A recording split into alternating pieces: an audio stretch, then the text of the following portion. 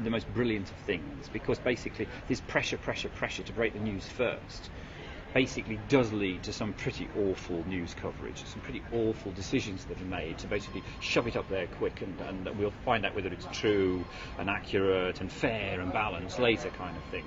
So there's a bit of rolling back from that.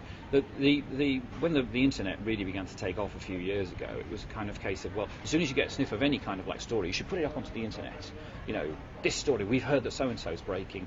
Very quickly, what we found was that visitors to the website was just as important to them as readers of the paper that we were telling them something that was accurate, that it was fair, it was balanced. And if we put up there something saying, you know, sort of like smoke seen rising over Shirley, could be a big fire, we'll tell you about it later.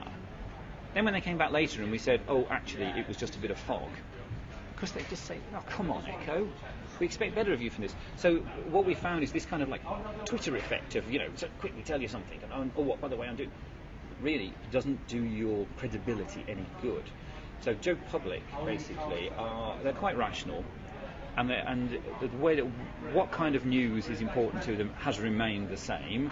You know, I mean, okay, we could look at it and say, well, too many people these days are interested in X Factor, not enough are interested in the fact that we happen to be at war, kind of thing.